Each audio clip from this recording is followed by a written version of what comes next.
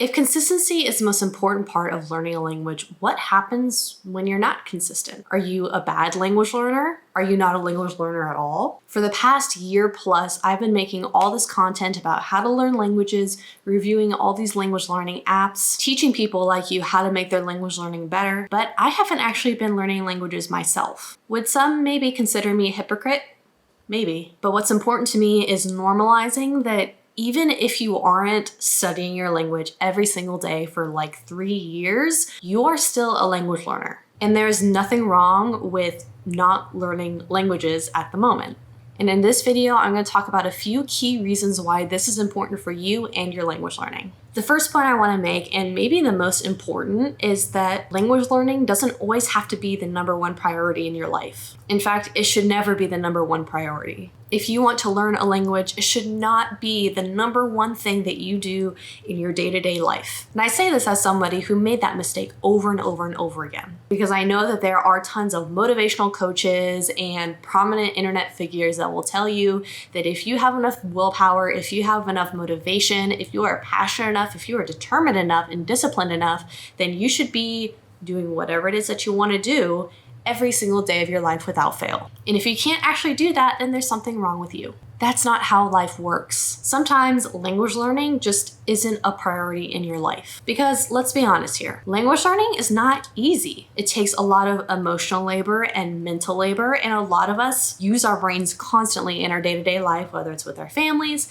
at our jobs, or whatever hobbies or other extracurriculars that we have. And so if you're just using your brain constantly all the time, you deserve to have a break from that. It doesn't make you less disciplined, less passionate, less motivated, or any number of things. It just makes you human. The next reason why it's okay that I haven't studied any languages in a year is because you don't have to prove your language learning to anybody. And I say this as somebody who is posting videos on YouTube in the same space with other people who talk about how fluent they are and how quickly they are learning, and all these fantastic things about the apps they're using, etc., etc. This becomes a huge problem because a lot of people tend to think that if they can't prove their ability to use a language, then they're not actually good at language learning, and then what's wrong with them? But in my opinion, language learning isn't about how you can show off to strangers on the internet. It's not about telling how quickly you're learning or how easy you're learning, how smart you are. All that stuff is just for show, and it's not real.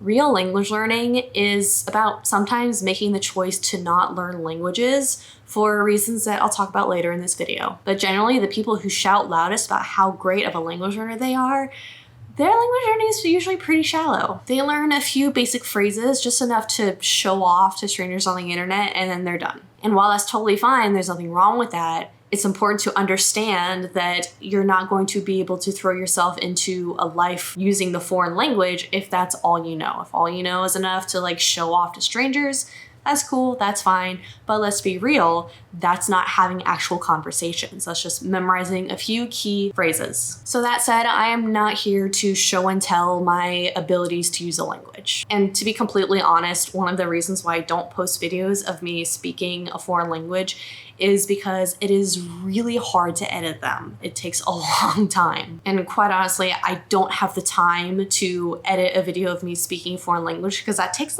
10 times as long. People can say whatever they want, that I'm a fraud, that I'm a fake, that I'm lying. That's fine. Because like I said, I'm not here to prove my abilities to learn language better than anybody else. I am here to give you a realistic idea of what it takes to learn a language and how you can accomplish it using the strategies and the resources that are available to you. And if you want proof of that, you can always check out my website where I have reviews of all the language learning resources I have ever tried. Just click the link below in the description for my language app search, and that's all the proof you'll ever need.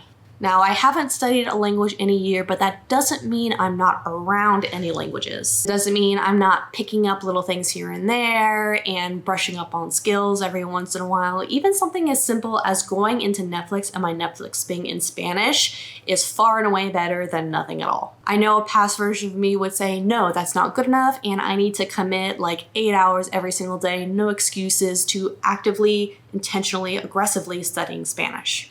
And that is the same version of myself that kept burning out and was really, really struggling to feel good about their language learning. I have since learned that learning a language is not always about the intense study of having foreign language conversations every single day and meeting with a language teacher every single day and studying thousands of vocabulary words and really just pushing your brain to learn as quickly as you can, as much as you can. A lot of times learning a language is about the passive knowledge, things that is just kind of around you and your brain kind of figures it out. It's the stuff that you don't even necessarily realize is language learning. Sometimes that's all the language learning you need. Like when I'm reading the description of a Netflix movie and I'm getting a general idea of what's going on, I'm reading in Spanish and it doesn't really occur to me just because I'm used to it.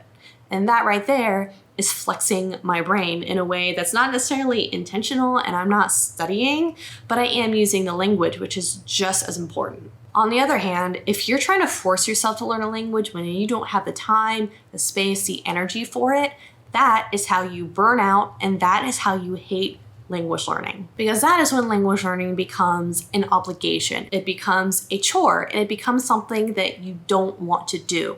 And then you're kind of teaching your brain that you don't want to learn a language because language learning sucks. And then you never learn the language and you're just kind of putting more and more walls between you and your target language. And that is a complete opposite of what we want to do. We want to make sure that language learning is a happy thing and we like it and it brings some joy to our lives. It's kind of like when I was in college and I was trying to take French. And for whatever reason that I don't really understand, doesn't really matter, my brain decided that because I was in French class, I did not want to study French. And so I failed the class. Then like 5-6 years later, I decided to study French on my own because I wanted to and it made me happy. And it's something that was exciting and motivating for me. It wasn't something that I had to do in order to get a degree.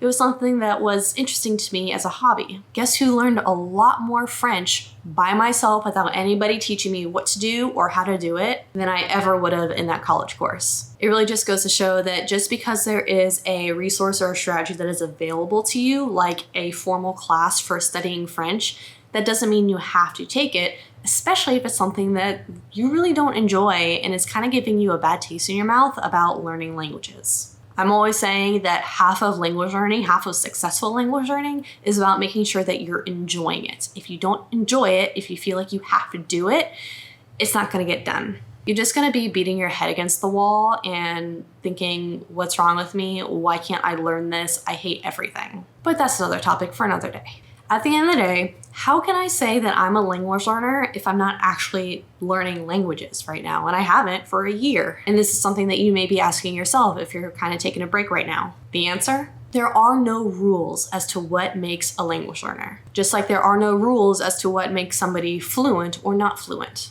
It's something that you decide that you are. And if anybody tells you any different, then they don't know what they're talking about. But I'm a language learner because it's my passion. It's what I really, really love to do. Even if I don't have the time or the mental energy right now to do it, that doesn't change the fact that it's something that I love to learn about and I love to do. So next time you're taking a break in your language learning, it doesn't have to change anything about who you are as a person. You are still the same person. You just kind of have some different life situations that you have to take care of first. And other things like your mental health, your physical health, your family, your job, all those things are definitely more important than learning a language. That's all I had on this topic. Let me know what you think. When's the last time you took a break from your language learning and how difficult was it? Did you feel really insecure about your language learning while you were doing it? Or were you afraid of taking a break because you thought it meant something about your language learning? Let me know in the comment section below. I'd really love to hear your experience. And if this video was exactly what you needed to hear, I really recommend going to the link below in the description and taking my free quiz. Based on your answers to that quiz, you'll get some personalized recommendations as to what you need to do next in your language learning, whether it's being a little kinder to yourself, taking a break, all sorts of good stuff. And if you found this video valuable, make sure to subscribe and hit the bell to be notified when I post a new one all about how to learn languages every Wednesday. Go take that quiz while you wait. See you there.